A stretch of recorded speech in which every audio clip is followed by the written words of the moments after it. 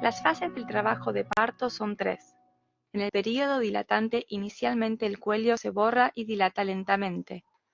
Una vez que alcanza un diámetro de 4 centímetros, el cuello se dilata más rápidamente, a una velocidad promedio de 1 centímetro por hora, hasta alcanzar la dilatación completa de 10. Hacia el final del período de dilatación, el feto comienza a descender gradualmente. El período expulsivo comienza cuando el cuello uterino está en dilatación completa y termina con el nacimiento del bebé. De alguien más, inmediatamente comienza el nacimiento, que termina con el desprendimiento y la expulsión de la placenta. El término manejo activo del alumbramiento se refiere a las intervenciones que realizan los que atienden el parto para reducir el riesgo de una hemorragia puerperal. Este procedimiento se recomienda seriamente para todos los partos, porque hasta las mujeres sin factores de riesgo aparentes pueden sufrir hemorragias en el puerperio. En este vídeo se ilustran los pasos a seguir para el manejo activo del alumbramiento. Los pasos clave en el proceso del manejo activo son 3. Primero, la administración de un oxitóxico. Segundo, el clampeo y corte del cordón umbilical. Y tercero, la tracción controlada del cordón hasta el alumbramiento de la placenta.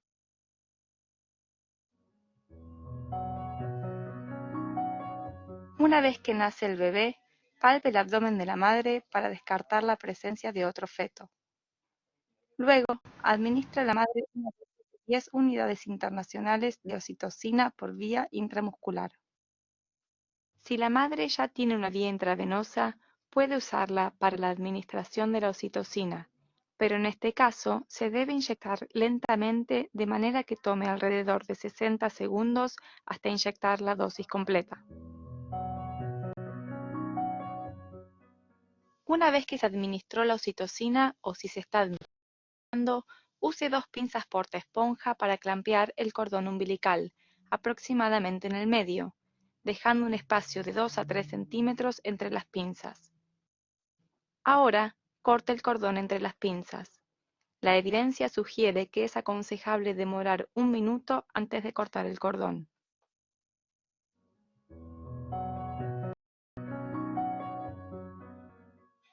Ponga una mano justo por arriba del hueso púbico de la madre y mientras presiona suavemente, con la otra mano tensione el cordón. En esta etapa no comience a jalar el cordón para desprender la placenta. Mantenga la tensión en el cordón y espere hasta la próxima contracción uterina intensa. Cuando el útero se contrae y parece redondearse, jale el cordón suavemente hacia abajo para alumbrar la placenta, mientras con la otra mano simultáneamente aplique presión firme hacia arriba sobre el útero.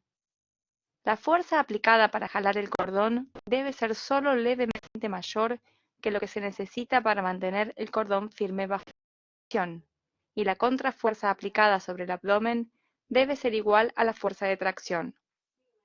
La contrafuerza en el abdomen ayuda a evitar la inversión uterina.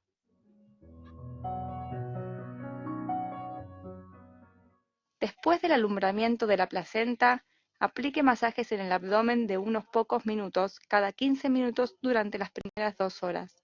El masaje permite que el útero continúe contrayéndose y de esta manera favorece la interrupción de la hemorragia. Antes de transferir a la mujer a la sala de recuperación postparto, asegúrese de que no haya una hemorragia activa. Si detecta pérdida de sangre, verifique la presencia de desgarros y suture según sea necesario.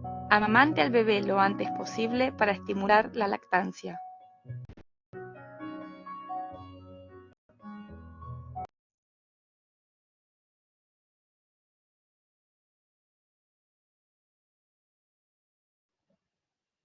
Bueno,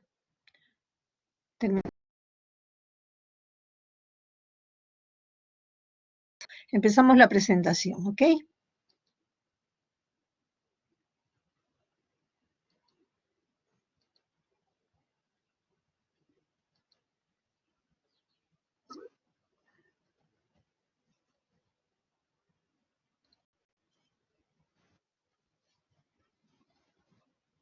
Bien. ¿Están viendo, por favor, el Power? ¿Me avisan? Doctora. Ya.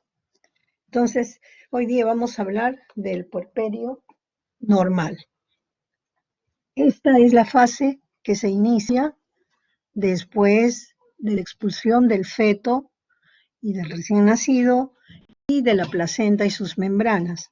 Entonces, la motivación de la presentación de este video ha sido recordar todo el evento que ustedes ya han ido conociendo a través de sus clases. Les quiero presentar al equipo de trabajo del Hospital 2 de Mayo. Esta fue la foto del último grupo que estuvo con nosotros de manera presencial. Aquel del extremo izquierdo de la pantalla es su coordinador, el doctor Hernández, es el coordinador de la sede, y estamos aquí la doctora Bernable, yo, la doctora Salgado, la doctora Evita Quiñones, algunos de los miembros de nuestra plana docente. ¿Qué les decía? La elaboración de este video, si bien hubiera querido que sea un video propio, nos trae a colación dos cosas. Lo primero, que ustedes han aprendido que el alumbramiento es de dos tipos. Un alumbramiento de tipo Duncan y un alumbramiento de tipo Schultz, de acuerdo al plano de desprendimiento de la aorta placentaria. Es decir, en un tipo de alumbramiento se forma un gran hematoma retroplacentario a nivel central que ustedes no van a poder apreciar a menos que salga toda la torta placentaria y el resto de la cantidad de líquido hemático se dé posteriormente. Entonces, ustedes pueden tener una paciente con un gran sangrado y no pueden objetivarlo hasta que salga la placenta. Con esa idea, la Organización Mundial de la Salud creó esta serie de recomendaciones. ¿Por qué razón? Porque en el puerperio se produce el mayor número de eventos de hemorragia materna que pueden conducir a la muerte de su paciente. Entonces, hemos visto el video y hemos visto que la persona que coloca la oxitocina, que es el uterotónico por excelencia, que nosotros lo tenemos en ampollas de 10 unidades internacionales, ha colocado en el brazo de la paciente la ampolla. Nosotros usualmente lo colocamos intramuscular en el momento en que sale el hombro anterior del feto o cuando se ha producido la expulsión inmediata del feto. La mayor parte de casos es cuando sale la cabeza y se asoma el primer hombro. Le llamamos manejo activo porque no vamos a esperar ese alumbramiento espontáneo de los dos tipos que ya hemos mencionado. Y consiste en la tracción controlada del cordón umbilical que ustedes han visto, no ha sido un arrancamiento, sino un movimiento sostenido de tracción que se ha ejercido sobre la placenta fetal cuando se ha producido la primera contracción enérgica después de la aplicación de la oxitocina. Por eso es que les decía, es bueno recalcar que el momento en que se coloca la oxitocina es a la salida de la cabeza del feto o del hombro anterior para que no me dé tiempo a que haya formación o colección de sangre a nivel retroplacentario. Tanto en los partos que se producen por vía vaginal, que son los llamados partos eutóxicos, o los partos abdominales, que es la otra forma como nosotros denominamos a las cesáreas, en ambos casos debemos hacer la tracción controlada del cordón umbilical. Una vez que se ha hecho la tracción, antes de la tracción ustedes deben hacer el pinzamiento del cordón umbilical después de 3 minutos en que ha fluido la sangre de la placenta hacia el feto para evitar la anemia fetal. Y luego de producir la expulsión deben hacer una constatación del tono uterino, de tal manera que si el útero se afloja y no está pétreo, y ustedes ven que se está produciendo un fenómeno hemorrágico, lo más probable es que estemos frente a una atonía uterina. Esto va paralelo a toma de las funciones vitales. No tengo ningún inconveniente en que si alguien tiene alguna pregunta, por favor, levante su manito y me diga para poder continuar, ¿ya? O me dice la delegada. En cuanto a la oxitocina, si bien ustedes han visto que la ampolla que han utilizado es translúcida, nosotros utilizamos las ampollas de color ámbar. ¿Qué razón? Porque la oxitocina se deteriora cuando se expone a temperaturas altas. O sea, cuando la obstetriz, por ejemplo, me dice, no, esta oxitocina está mala, doctora, y yo veo que la obstetriz retira de su bolsillo del pantalón las ampollas de oxitocina, lo que estoy pensando es que se ha desnaturalizado porque no se ha mantenido la cadena de frío. Por lo tanto, puede mantenerse a temperatura ambiente, pero lo recomendable es que uno esté girando el producto, es decir, rotando de manera rutinaria estas ampollas para que no haya la sensación de que la oxitocina que ha venido en este determinado lote no es lo que deberíamos esperar. Entonces, supervisión y calidad del medicamento con control de la temperatura. La oxitocina es el oxitóxico por excelencia y es lo más recomendado en toda hemorragia materna.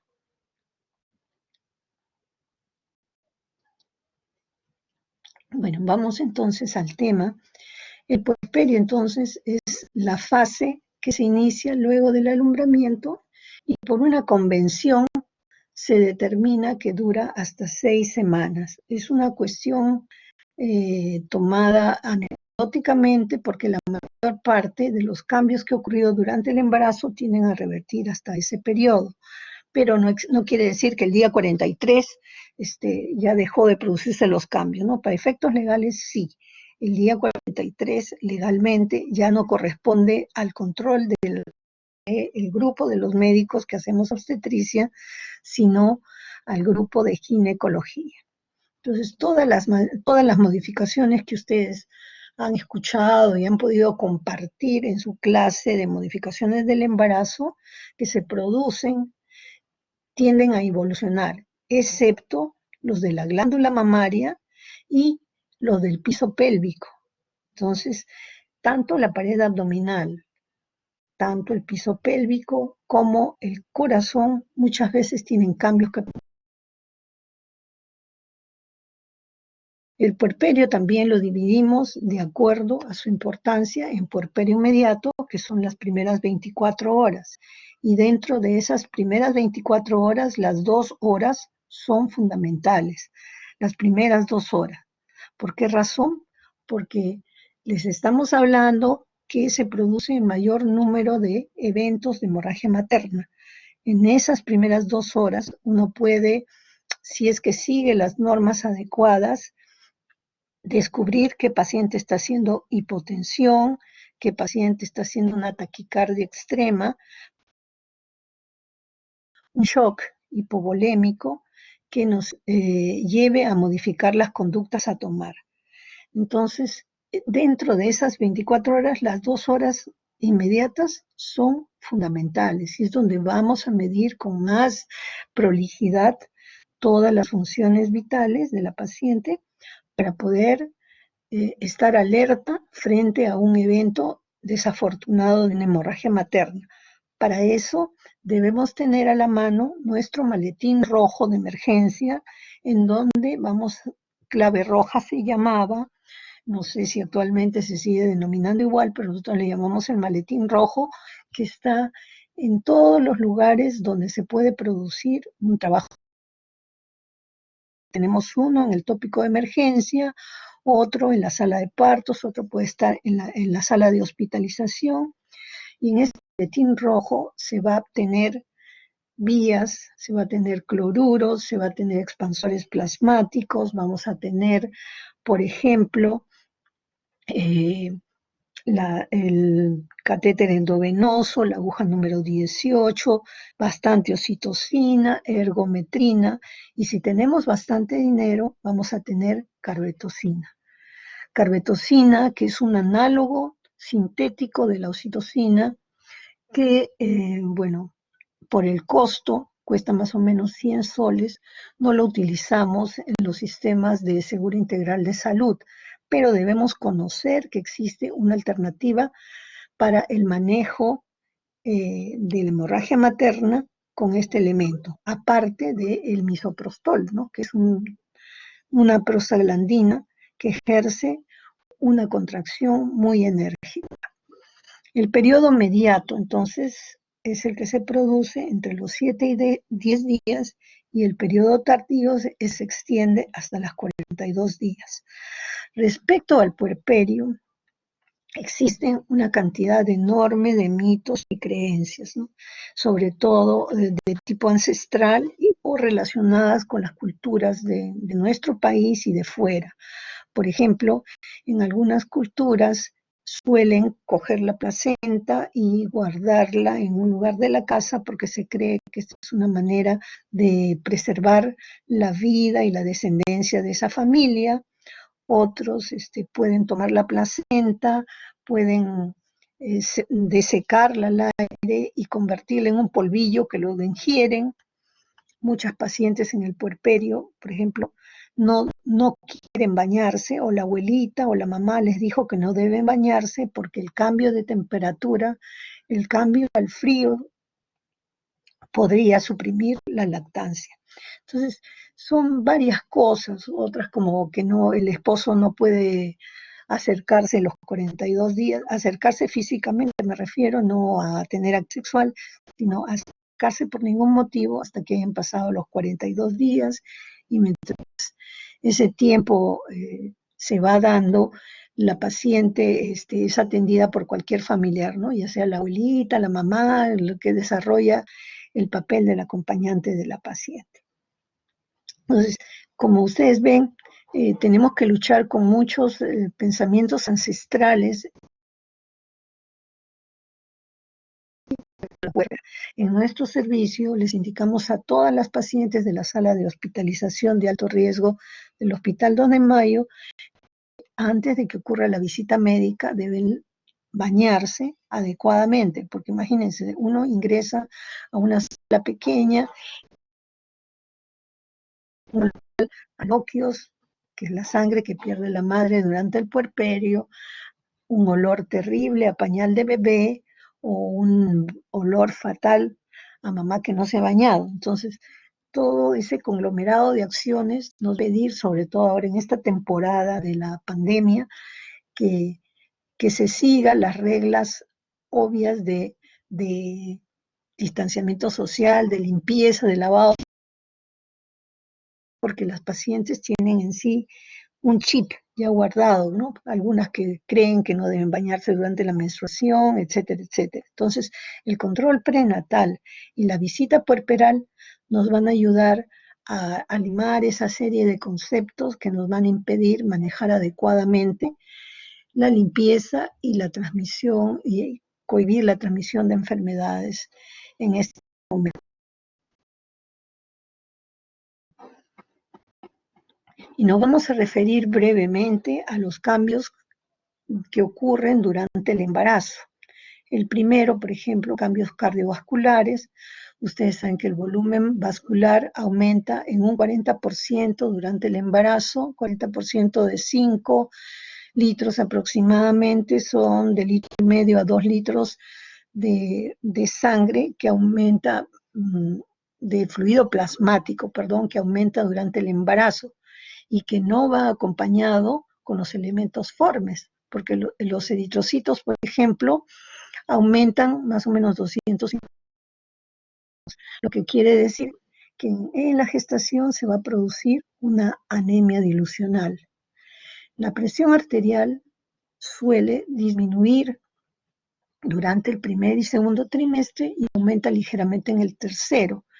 Y debido al cambio del eje cardíaco, ustedes saben que si se fijan, el útero va a empujar el diafragma. No sé si se ve el puntero. ¿Se ve? Sí se ve, doctora. Ya. Uno ve al fondo uterino ustedes pueden ver que el diafragma está elevando el corazón y esto está cambiando el eje. Entonces, el eje se desvía más hacia la izquierda, va a aumentar la frecuencia cardíaca y esto de pasadita nos va a restringir la capacidad ventilatoria de la paciente, porque en los pulmones y todo está elevado. Es el efecto que ocurrió durante la gestación. Ustedes saben que hay una cantidad elevada de estrógenos y progestágenos, va a hacer que la fibra muscular lisa se relaje. Entonces, agitación, hay pirosis, la paciente les va a manifestar estreñimiento, etcétera. Disminución de la motilidad intestinal en general, lo que va a causar molestias a la paciente, sobre todo a la hora de dormir o en cualquier momento del reposo, ¿no? En cuanto a las manifestaciones endocrinas, también les deben haber dicho en su clase de cambios fisiológicos del embarazo que hay aumento de, aquí la lámina no está bien, hay aumento de las hormonas tiroideas con un crecimiento leve de la tiroides, ¿ya? Esto está en relación a la presencia de la necesidad de la hormona tiroidea para la formación de los aminoácidos esenciales que van a ir en la formación de la leche materna.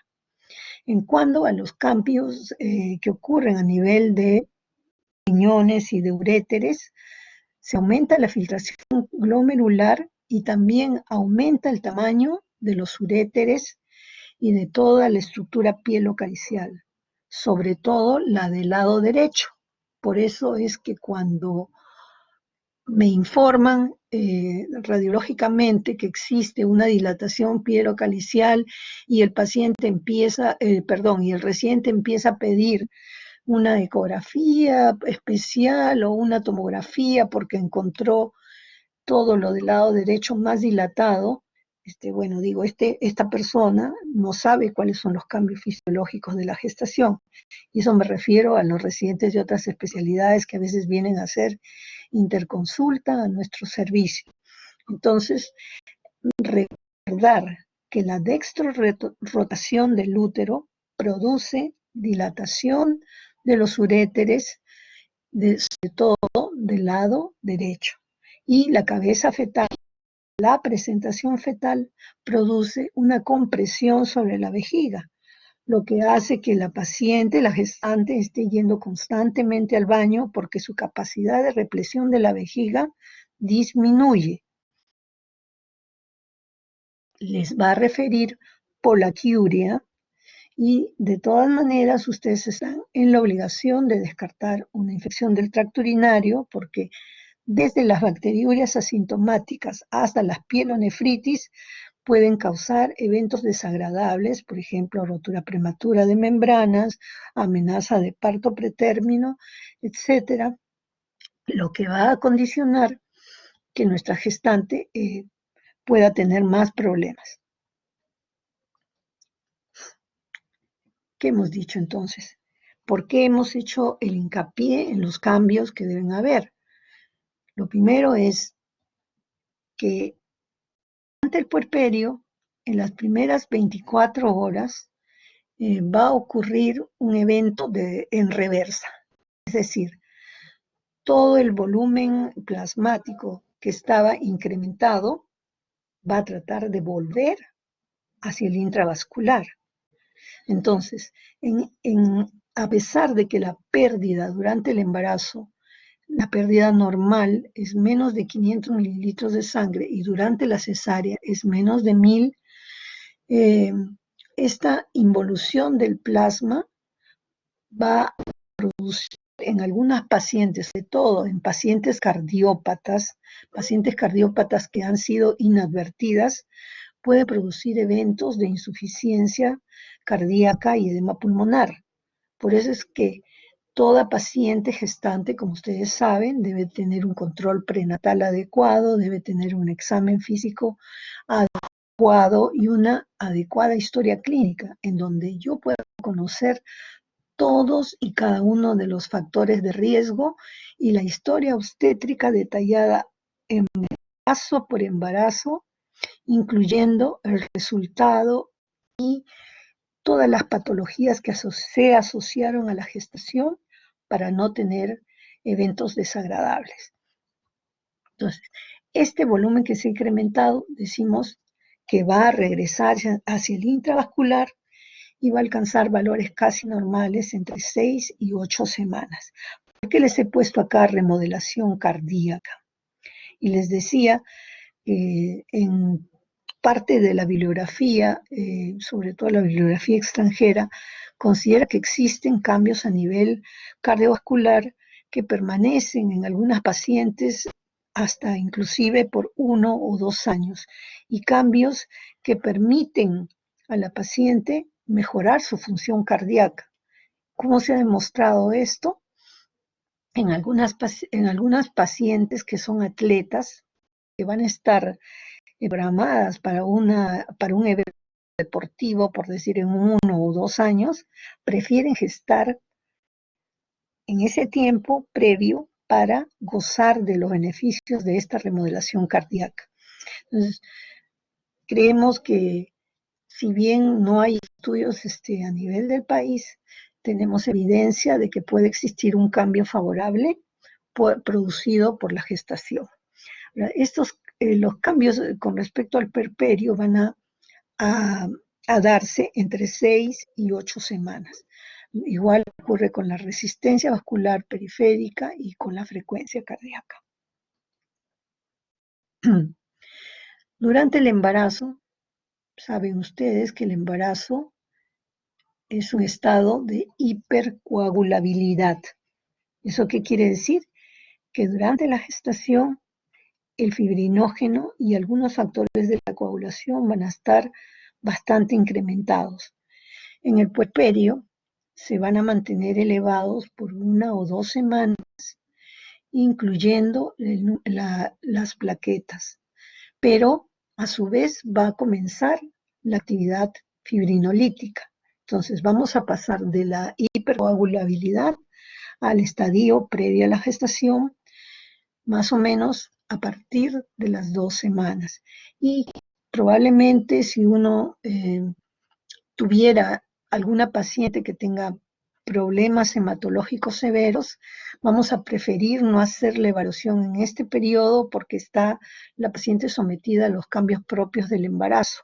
Entonces, su médico tratante, porque nuestra paciente no solamente va a venir una gestante normal, sino una gestante que cuente con pregestacionales. Entonces, su consultor, su hematólogo, tiene que estar al tanto de todos los cambios para reajustar las dosis de algunos medicamentos. Lo mismo ocurre con el sistema inmunológico. Respecto al sistema inmunológico, ustedes saben que el feto viene a ser como un elemento extraño, pero sin embargo, la paciente no hace una respuesta a esto, sino que mantiene su tolerancia al ser extraño, excepto en algunos casos, por ejemplo, como en la inmunización por factor RH, en que durante el embarazo y el parto la madre puede ir formando anticuerpos frente a la presencia de un niño con un RH positivo, ¿no? Esos casos, bueno, que no tienen que ver directamente con el sistema inmune, pero lo traigo a colación porque deben recordar que existe una protección inmunológica durante el embarazo. Respecto a los cambios hematológicos, ya hemos hablado que hay una anemia dilucional que se va produciendo conforme avanzan los trimestres del embarazo. En cuanto a los cambios hematológicos del puerperio, encontrar que hay un incremento de los leucocitos periféricos y aumento de las plaquetas en los primeros días del posparto. ¿Por qué digo que puede existir una reacción leucemoide?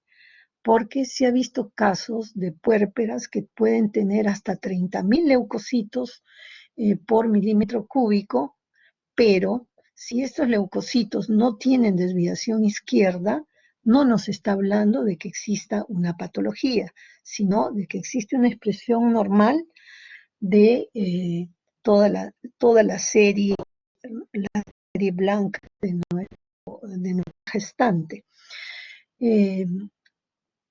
Esto es importante porque existe mucha predilección por el uso de las pruebas de, digamos, hemograma, examen de orina en el puerperio, y no existen el conocimiento a veces del interno o del médico residente que recién está empezando su curso de posgrado, y muchas veces vienen alarmados, ¿no? Porque encuentran el primer día del puerperio cifras exuberantes de leucocitos, pero si esto no va acompañado de desviación izquierda, no hay de qué alarmarse.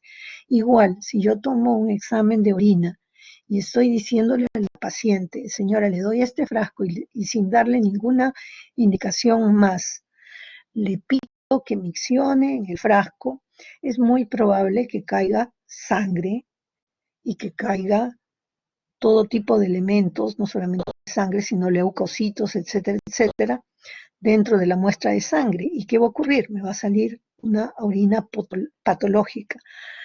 Recuerden ustedes que el gol estándar para el manejo de las infecciones del urinario es el urocultivo, no el sedimento. Yo no debo dar medicación antibiótica a la paciente que no tiene fiebre y que está recibiendo estoy recibiendo una muestra de orina sospechosa de una infección del tracto urinario. Ahora, con respecto a la hemoglobina y el hematocrito, si ha habido un sangrado normal, lógicamente va a disminuir hasta un 16%, pero a las 6 u 8 semanas se tiende a tomar el control y el 70% de las pacientes han alcanzado su nivel previo al parto. Sin embargo, hay que recordar que todas las pacientes de los hospitales de salud que vienen del Seguro Integral de Salud generalmente acceden al control prenatal con valores de hemoglobina que van por debajo de 10 gramos por decilitro, y hay que estar atentos a esto porque una paciente que empieza con 10 puede terminar con 7 en un grado de anemia severa, y va a necesitar que yo le coloque sangre previo al parto o que le dé cantidades de fierro elemental más elevadas de lo normal, darle 60 miligramos de fierro elemental por día en pacientes con un nivel de... Entonces, tengo que estar preparada para los casos de anemia severa, porque esos son los tributarios de hacerme eventos de hemorragia materna mucho más severos y que voy a tener dificultades que me lleven incluso hasta la muerte del paciente. En cuanto a los cambios del tracto urinario durante el puerperio, va a permanecer la hiperfiltración glomerular del embarazo en los primeros días, pero esto va a retornar. La dilatación pielocalicial y ureteral, sobre todo la derecha, que les había hablado, disminuye levemente a las 2 semanas, pero va a restituirse a su estadio normal después de los 2 meses. Y nuevamente les reitero aquí, ojo con las infecciones del tracto urinario. ¿Por qué razón? Porque la presentación fetal, si estamos hablando de puerperio normal, estamos hablando de parto eutóxico. Parto eutóxico es todo parto que viene de cabeza en flexión extrema, o sea, con el mentón pegado al apéndice sifoides. ¿Y qué ocurre con eso? Que existe una presión constante sobre la vejiga, y a eso se denomina vesical. Mientras que el bebé va descendiendo, puede producir edema y hemorragia en la submucosa de la vejiga. Entonces, tenemos que estar alertas porque eso puede ser el punto de despegue de una infección del tracto urinario o una hematuria que yo pueda objetivar al momento de hacer el examen del puerperio. en cuanto a otros cambios que ocurren durante el puerperio, la paciente les va a mencionar mucho la caída de cabello. Es una queja constante y a esto se llama efluvio telógeno. Esa caída de cabello puede ocurrir por lo menos unos 3 meses. Bueno, espontáneamente se revierte esa pérdida. No hay por qué preocuparse ni dar ninguna indicación especial, solamente la alimentación adecuada y la ingesta adecuada de vitaminas, que es lo normal, ¿no? Sobre todo de vitamina B. En cuanto a la densidad ósea, existe un mayor desgaste, sobre todo a predominio del cuello femoral, pero esto revierte. Entonces, uno debe aconsejarle a la paciente que deba hacer caminatas, ejercicio, todo lo que pueda ser tolerable durante el mes que sigue al evento del parto. Esto se dice que tiene mejor efecto que el calcio, pero si la paciente tiene demasiadas molestias o ustedes ven en una densitometría ósea que existe mucha osteopenia o mucha disminución de la densidad, les pueden recomendar que ingiera calcio 1 gramo por día. Ahora, respecto a los estadios emocionales, a los cambios del humor, obviamente van a ser bien marcados y hay que tener mucho cuidado con la depresión, sobre todo de las gestantes adolescentes. Si se dan cuenta, al momento del nacimiento del niño existen cambios en el estilo de vida tan grandes que la madre que está lactancia a demanda tiene el sueño interrumpido y de tal manera que no puede a veces ni siquiera tomarse un tiempo adecuado para darse un baño al día. Entonces, frente a esto, la forma como tomen el cambio del estilo de vida, muchas mujeres es diferente. Tenemos que durante el control prenatal, antes del parto, obviamente, conocer con qué tipo de paciente estamos trabajando, si está recibiendo medicación por algún problema emocional,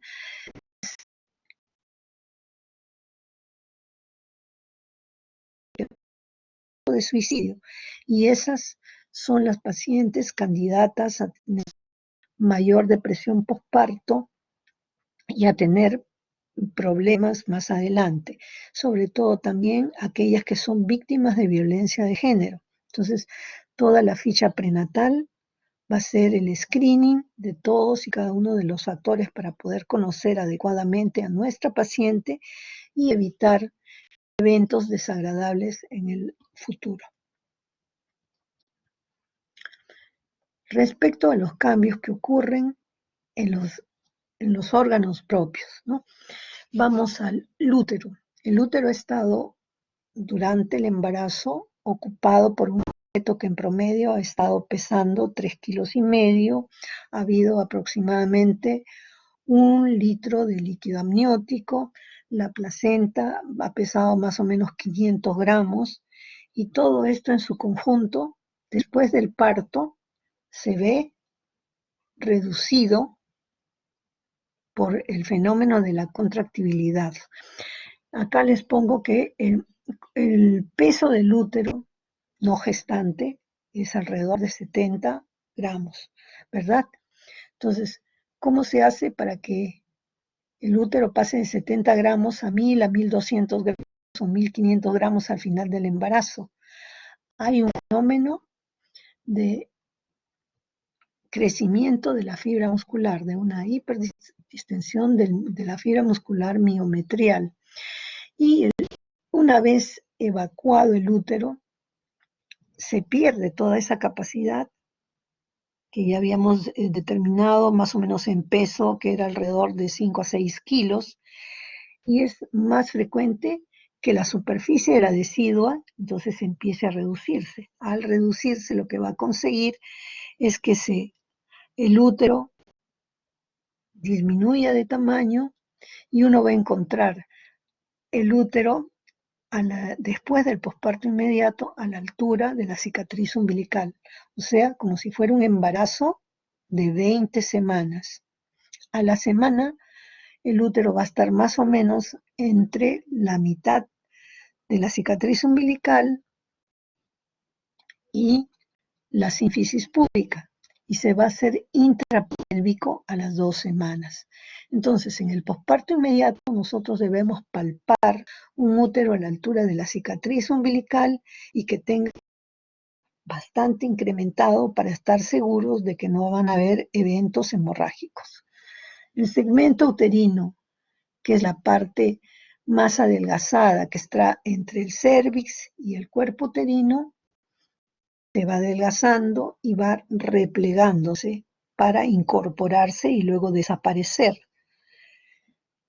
También va a disminuir el edema, van a desaparecer los lagos sanguíneos, la zona de la irrigación placentaria. Ustedes imagínense, la placenta que mide más o menos 18 centímetros se ha despegado del útero y deja una superficie decolada, sangrante, abierta. Eso durante la involución va a reducirse y en el posparto inmediato, después de la expulsión del feto de la placenta, va a quedar como una superficie de más o menos 9 centímetros. Pero en esa superficie van a haber vasos sanguíneos. Ustedes saben que la última expresión de la división arteriouterina son las espirales. Y las espirales, las arterias espirales ingresan a la fibra miometrial de manera perpendicular. O sea que si no existiera un buen fenómeno de contractibilidad, estos vasos quedarían como chisguetitos a nivel de la cavidad uterina. Entonces, ¿qué va a ocurrir? Esos vasos se necrosan en una buena parte y luego se hialinizan. Ahora, las fibras musculares que se han hipertrofiado para dar lugar a todo el feto van a de generación grasa y hialina. ¿Por qué les pongo que afecta a los embarazos posteriores? Porque la capacidad de contracción del útero va a ir disminuyendo conforme aumente el número de partos, el número de abortos, porque cada uno va a dejar una señal dentro del útero, que es la zona donde se ha despulido la placenta y donde se han transformado las fibras miometriales en otro elemento que no me va a dejar que contraiga adecuadamente. Entonces, a mayor número de embarazos, mayor número de escaras, mayor número de probabilidades de atonía uterina. Y aquí para expresar el primer día, entonces, a nivel del fondo uterino, al día 7, más o menos, entre la sínfisis y la cicatriz, como si fuera un embarazo de 14 a 16 semanas, se hace intrapélvico a las 2 semanas y luego de 4 semanas yo ya puedo encontrar un útero totalmente normal. No siempre del mismo tamaño al que estuvo previo al embarazo, ligeramente más grande. Diferente es el útero de la nulípara al de la multípara. El de la multípara suele ser un poquito más rechonchito, pero si uno mide 7 centímetros, el otro medirá 8 aproximadamente. Esto es una resonancia magnética en donde se ve cuál es el aspecto del útero y del cuello inmediatamente después del posparto. Esto van viendo aquí, el útero va disminuyendo de tamaño conforme avanzan los días, va tomando su posición inicial de anteversoflexión, el canal se va rellenando nuevamente de moco, que es lo que da esta apariencia blanquecina, hasta hacerse intrapélvico y luego tener su tamaño normal, incluyendo la línea endometrial y sus orificios totalmente cerrados, cuando ya han pasado aproximadamente de 4 semanas. Ahora, Con respecto al plano de desprendimiento de la placenta, lo que ocurre es que la placenta se va a decolar de la parte más superficial, es decir, va a caer de la parte de la decidua esponjosa al inicio y luego la decidua compacta se va a eliminar con la placenta. ¿Por qué les pongo aquí excepto acretismo? ¿Por qué? Porque el acretismo se define como la inserción patológica de la placenta. Quiere decir que las arterias espirales y la invasión del trofoblasto no solamente se va a quedar en la decidua superficial, sino que va a penetrar a la decidua basal en algunos casos, en otros casos puede penetrar el miometrio y en otros va a inclusive trasvasar la serosa, entonces puede pegarse en los órganos vecinos, en la vejiga, puede pegarse en el colon, y esto es un gran problema obstétrico que generalmente está relacionado con un número de procedimientos quirúrgicos que a la paciente haya sido sometida. Por ejemplo, las cesáreas anteriores 2, 3, 4 veces. Lo ideal es que una paciente solamente tenga 2 cesáreas, hasta 3 como máximo, y luego de eso proponerle un bloqueo tubario para evitar que existan problemas de acretismo y de placenta previa. Les decía entonces que una vez que se ha desprendido la placenta, queda un lugar que se llama escara placentaria y que va a medir más o menos 9 centímetros, y donde se van a trombosar algunas venas, se van a hialinizar algunos vasitos arteriales, y esa escara, lógicamente, se va a caer como si fuera una costra.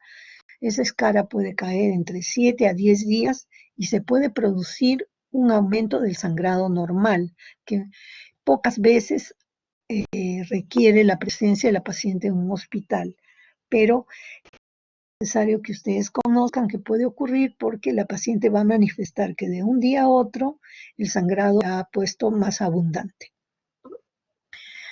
Bueno, en cuanto al endometrio, la regeneración endometrial va a ser a expensas de las glándulas endometriales que han quedado más profundas, no aquellas que se han necrosado y han caído en desprendimiento placentario, sino las que quedaron indemnes son las que van a hacer el origen de la regeneración endometrial. Y esto va a ocurrir tan pronto como la primera semana. De ahí que las pacientes que no dan de lactar pueden recuperar su endometrio en 2 a 3 semanas, y si no dan de lactar y ovulan, es probable que puedan caer en un embarazo no deseado. Respecto a los loquios, que ya se los había mencionado, los loquios son esas secreciones que caen a través de la vagina y que toman diferentes características de acuerdo al día con que se desarrolle el puerperio. Están formados por células endometriales lisadas, aquellas células que salieron de la decidua, fibrina y polimorfonucleares, o sea, todos los elementos blancos. También hay eritrocitos y todos los elementos que caen de la trombosis de los vasos. Entonces, los loquios van a tomar diferentes características de acuerdo a los días. Serán hemáticos, totalmente rojos, o loquios rubra en los 4 primeros días, medio ceroso, medio amarillento, del cuarto día hasta el día 10, y van a ser albos del día 10 hasta el día 42.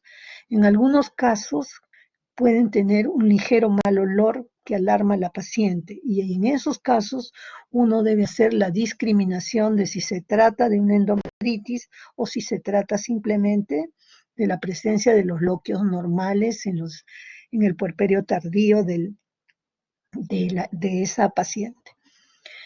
Entuertos, ¿a qué me refiero? Entuertos son los dolores tipo cólico que sobre todo se dan en las pacientes primíparas, que están relacionados con el momento de la succión. Cuando ocurre la lactancia, se va a desprender una cantidad importante de oxitocina y eso produce una contracción enérgica del útero. Entonces la paciente les va a manifestar que cada vez que da de lactar tiene un dolor de tipo cólico intenso en la región pélvica. Eso se llama entuerto, es favorable, es deseable y es normal. Entonces, no tenemos por qué buscar analgésicos ni ningún elemento que disminuya el dolor, porque nosotros sabemos que la lactancia materna nos protege de la hemorragia materna y el entuerto es la expresión de la acción de la oxitocina.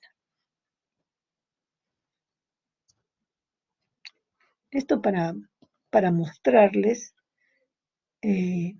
cómo se inserta la torta placentaria y cómo se insertan las arterias espirales, que les había dicho que son perpendiculares al miometrio.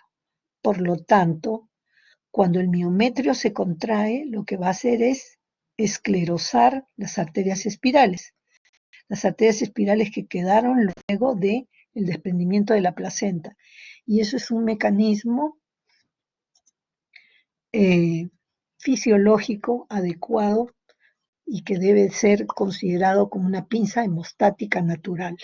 Ahora, este útero, esto es una imagen ecográfica, si ustedes se dan cuenta, el útero puerperal es un útero que tiene una zona, bueno, primero les voy a presentar el útero, ya lo han visto, ¿no?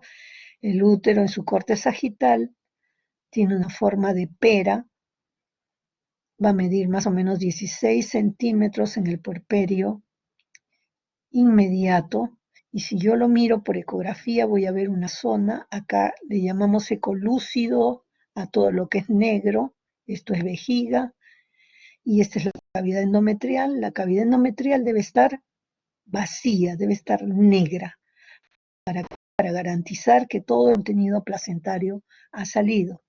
Ahora, este mismo útero puerperal, si yo lo miro, aquí tiene una línea endometrial blanquecina. Este es un útero puerperal que probablemente tenga restos placentarios o secundinas, que es la forma como denominamos a las membranas ovulares que vienen con la placenta.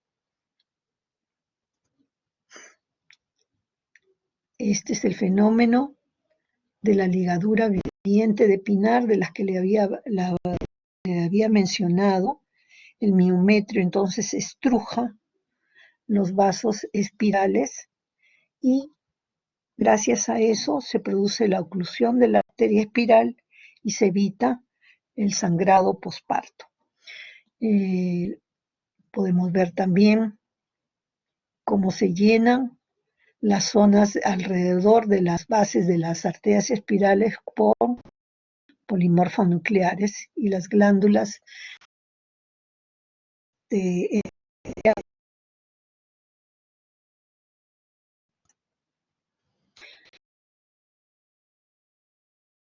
mencionar todos los fenómenos que están en contra de la contracción uterina.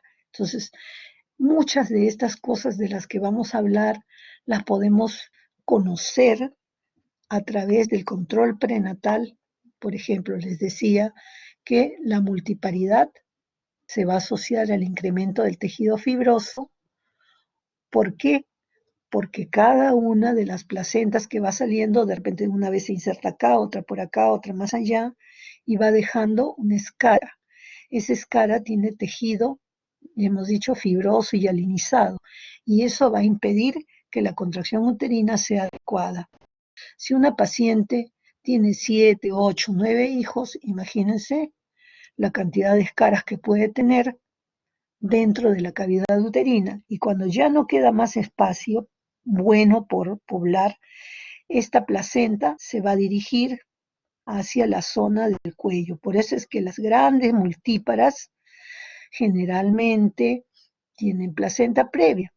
Y si hay grandes multíparas o cesáreas anteriores con placenta previa, el 50% de los pacientes hace acretismo placentario, ese fenómeno que les estaba refiriendo de implantación patológica de la placenta.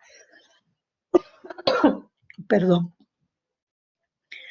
Otra cosa que ocurre y que puede interferir con el tono uterino es el sangrado.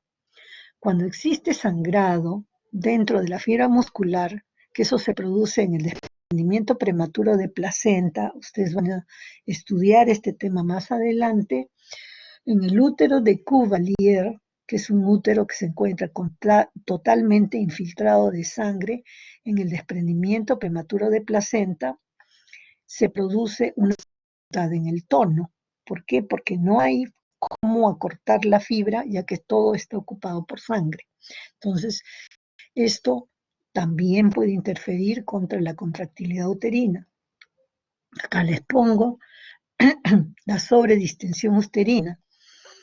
¿A qué nos referimos? A los casos en que existe, por ejemplo, gestaciones múltiples, el útero crece mucho más de lo normal, gestaciones en las que el feto es macrosómico, es decir, que pesa más de 4 kilos, o que el líquido amniótico está por encima de los percentiles adecuados para la edad gestacional, el polihidramios.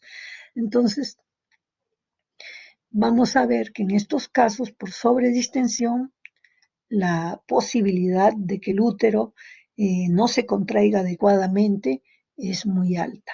Esto generalmente yo les pongo un ejemplo. Todos hemos tenido globos en la casa. Si inflamos un globo y lo dejamos varios días tirado en alguna superficie de nuestra casa, vemos luego que el globo tiene como unas protuberancias, se va desinflando y va quedando medio flácido y tiene diferentes protuberancias. Ese es el ejemplo más claro de lo que es un útero atónico, un útero que está con una contractilidad disminuida. Otro factor que va en contra de la buena contracción en el posparto es la presencia de coágulos dentro de la cavidad. Si hay coágulos o hay restos placentarios, tampoco la contractilidad va a ser lo suficientemente efectiva.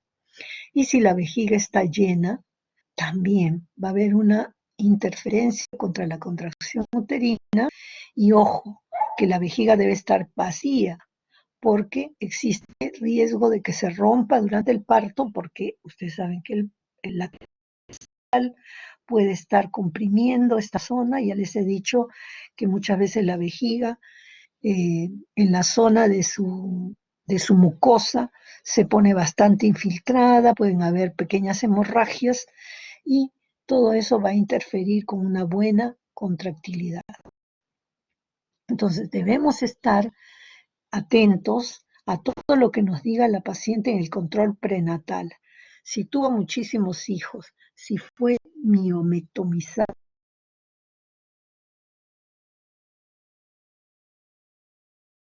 en el presente embarazo, también eso va a hacer que la contracción no sea efectiva. Entonces, y todo eso lo podemos saber por la historia clínica. Entonces, una buena historia clínica es un punto que está a favor de un manejo de un parto exitoso, ¿no? De un buen producto. Aparte de eso, también hay que conocer si la paciente tuvo, por ejemplo, hemorragia posparto importante en el anterior, o si tuvo un parto instrumentado, o si tuvo cualquier evento que pueda ser contributorio a nuestra historia clínica. Entonces, preguntar, analizar cada uno de los embarazos, cuál fue la vía de culminación, si fue aborto, cómo terminó, si le hicieron legrado, si le hicieron aspiración manual endouterina.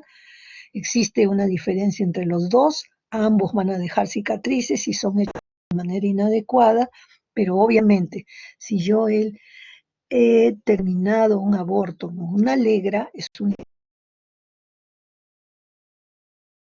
cicatrices en la cavidad endometrial y esto puede ir en contra de mi paciente, puede afectar su contractilidad.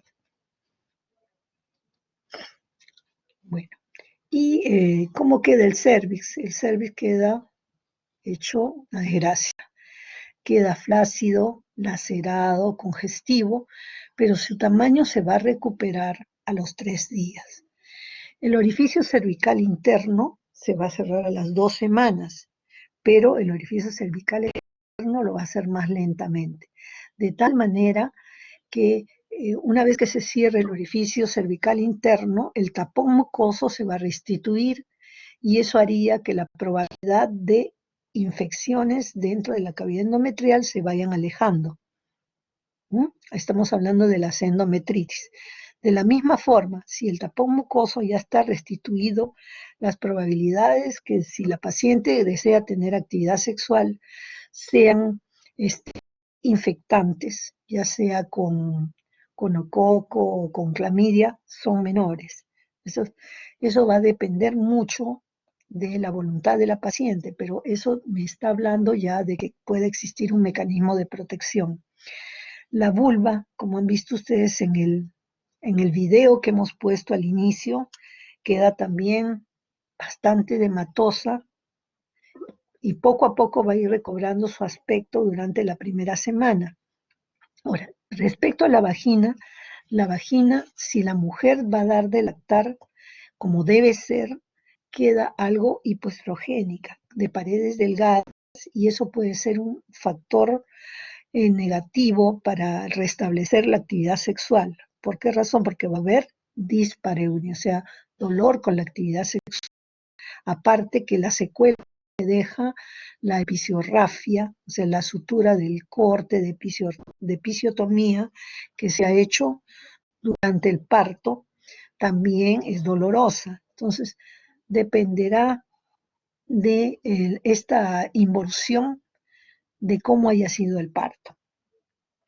En cuanto al suelo pélvico, también los músculos del plano superficial, el transverso perineal superficial, perdón, y el bulbo cavernoso, que son los que más sufren con la episiotomía, tienden a recuperarse lentamente. Todo el suelo pélvico en realidad se ha estirado tanto que uno le debe indicar a la paciente que haga ejercicios de Kegel, es decir, que vaya al baño, orine y suspenda el chorro por unos segundos, nuevamente vaya al baño, suelte el chorro y sucesivamente, ¿no?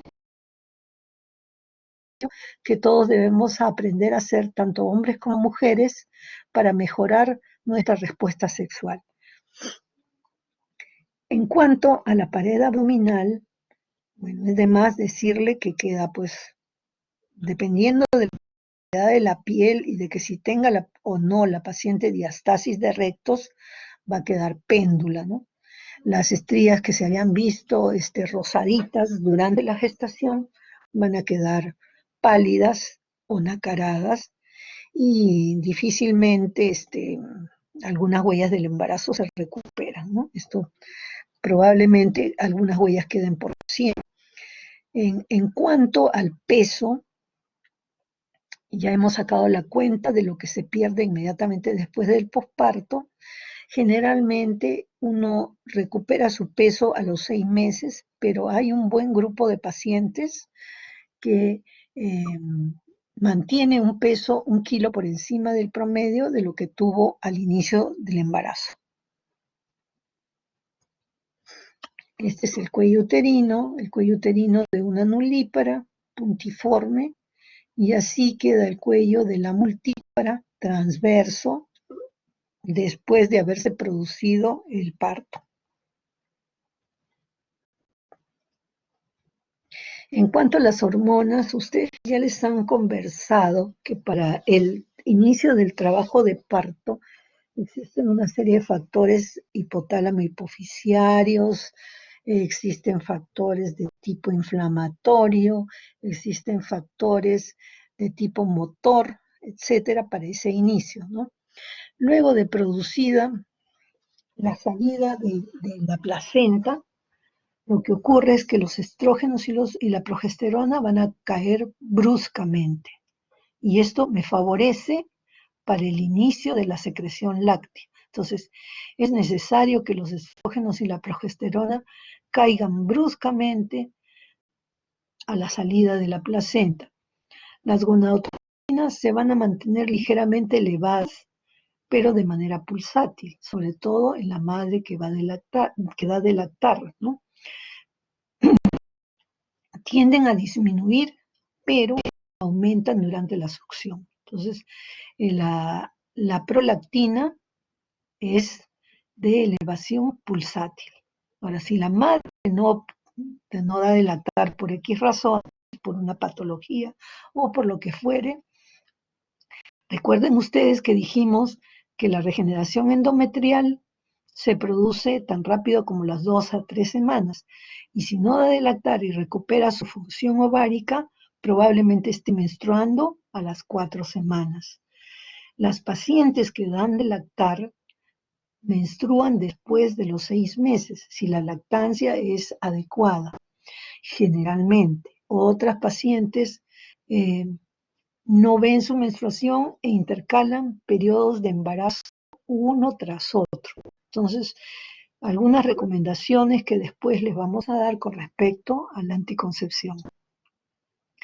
Y mucho ojo, pues estamos hablando que la primera causa de muerte de las pacientes es la hemorragia materna, sobre todo la puerperal, del puerperio inmediato y de las primeras 2 horas. Entonces debemos tener cuidado porque esto mata a las pacientes. Imagínense cuánto demora en llenar un recipiente de 5 litros, por decir un galón, puesto a un goteo muy lento, en cuánto tiempo se llena este balde, ¿no? Esa es la capacidad sanguínea, del volumen sanguíneo de su paciente, y en cuánto tiempo podría llenarse. Entonces es el tiempo que me da para actuar y evitar una muerte materna. La fiebre puerperal, que está definida como la fiebre que ocurre después de las 24 horas, con una temperatura de 38 grados en 2 tomas diferentes, mayor de 38 grados en 2 tomas diferentes, y la subinvolución uterina. ¿Qué quiere decir subinvolución? Que el útero disminuye menos de lo que yo estoy esperando. Esa subinvolución uterina va en relación generalmente a la retención de restos placentarios. Entonces, para esto definimos hemorragia materna como el sangrado mayor a 500 centímetros cúbicos en el parto normal y más de 1000 centímetros cúbicos en la cesárea. No me voy a cansar de repetir que es una causa más frecuente de mortalidad materna. Y dentro de eso, lo más frecuente, la atonía uterina. Otras causas son la retención de restos, desgarros cervicales o del canal de parto. Y ya hemos hablado que el ocitóxico por excelencia va a ser la oxitocina. Podemos también tomar a mano el misoprostol, que viene en cápsulas de 200 microgramos y que se puede aplicar por vía transrectal en la paciente que está sangrando, porque obviamente si lo pongo por la vagina, cuando la paciente está sangrando, el medicamento no se va a absorber. Entonces lo voy a poner transrectal para que ejerza su acción contráctil. Puede usar también ergotamina y sus derivados y la carbetocina, que es la oxitocina sintética de la que ya hemos hablado, pero que me limita. Es decir, si yo uso carbetocina, ya no puedo usar todos los otros elementos. Es bastante efectivo, pero es caro. Mientras que la oxitocina cuesta alrededor de 10 céntimos, la carbetocina está costando 100 soles. Entonces, no es un medicamento que ustedes encuentren en el Seguro Integral de Salud. En todo caso, si la paciente, por historia clínica, yo ya estoy viendo que va a ser tributaria de una hemorragia, tengo que pedirle que lo compre por su cuenta. Esto ocurre, por ejemplo, en los casos de que ya hemos seguido en el control prenatal, casos de acretismo placentario. Entonces, entramos preparados a sala con sangre, con más suturas, con más carlos, con más Vicryl, con lo que se necesita para hacer la cesárea. Entramos con misoprostol y a veces con carbetocina que la paciente compra. Ya ni el misoprostol ni la carbetocina están en el petitorio nacional que considere seguro integral de salud, pero son elementos que nosotros debemos de pedirle a la paciente para su seguridad.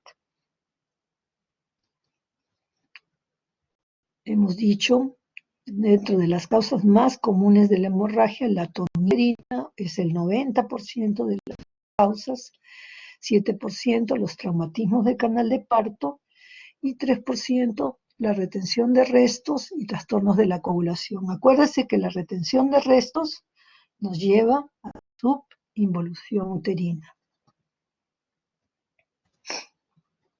Entonces, las causas primarias, atonía, placenta creta, defectos de la coagulación, lesiones del canal e inversión uterina. Inversión uterina que se consigue cuando uno no hace una adecuada tracción controlada del cordón umbilical o cuando hay acretismo placentario y uno trata de jalar la placenta como dé lugar, el útero se invierte y eso es una gran emergencia. Las causas secundarias tenemos retención de restos placentarios con la consecuente subinvolución uterina, endometritis que también produce hemorragia o trastornos de la coagulación. Bueno, este es un útero posparto bastante contraído y en donde existe esa línea negra. Miren ustedes la diferencia con un útero atónico, les decía, se parece a un globo desinflado.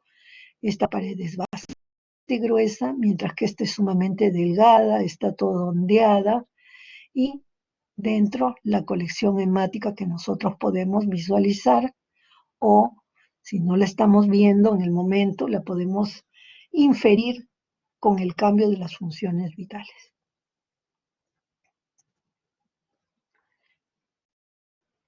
Entonces, volviendo, y disculpen que sea tan reiterativa con esto, porque la mayor parte de estos elementos nosotros los vamos a conocer en el control prenatal y con la historia clínica. Entonces, para la atonía uterina, tengo que ver la edad de la paciente y la paridad de la paciente. Si es una paciente mayor que ha tenido N partos, ya saben que las probabilidades de atonía uterina son mayores. La presencia o ausencia de cesáreas. Cada cesárea deja una cicatriz más grande que la del parto dentro del útero y si la paciente ha sido miomectomizada, también pueden haber cicatrices. El antecedente de infecciones, por ejemplo, las infecciones a distancia, ya sean de las perialveolitis, las infecciones dentarias, las infecciones vaginales, las vulvovaginitis y las infecciones del tracto urinario pueden producir atonía uterina. La sobredistensión, ya hablamos de los fetos muy grandes, de los embarazos gemelares o de aquellos embarazos que se acompañan de polidramnios. Ahora aquí, la placenta previa. La placenta previa que hemos dicho que se puede colocar sobre el cuello uterino, también puede producir, en el 50% de los casos hemos dicho que va acompañada de acretismo y eso produce una reducción del tono uterino. ¿Por qué? Porque el cuello uterino solamente tiene un 7 a 10% de fibra muscular lisa. Entonces no hay forma de contraerlo. Y si todas las espirales se han quedado abiertas sobre el cuello uterino, no hay forma de cohibir el sangrado. A veces tenemos que recurrir a la histerectomía subtotal. Histerectomía es sacar el útero en esos casos en que existe placenta previa. Respecto al tiempo del parto, si el parto ha sido prolongado, es decir, esta mujer ha tenido más de 20 horas de fase lateral o ha tenido un parto precipitado, un parto que ha durado en general menos de 4 horas, también es tributaria de atonía uterina. Bueno, y este es el resultado feliz que nosotros esperamos siempre después del parto. ¿Alguna pregunta hasta aquí?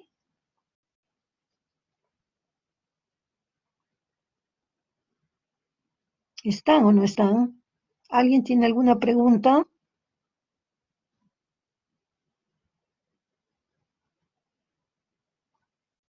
Ok, entonces sigamos. Manejamos cómo el puerperio inmediato, hemos dicho, las primeras 2 horas son críticas, busquemos la hemorragia y el shock. Tenemos que tomar las funciones vitales cada 15 minutos. Esto generalmente lo hace el interno de medicina, que está cada 15 minutos midiendo la frecuencia cardíaca, la presión arterial y la evaluación del estado general de la paciente. Asimismo, el tono uterino y la involución uterina.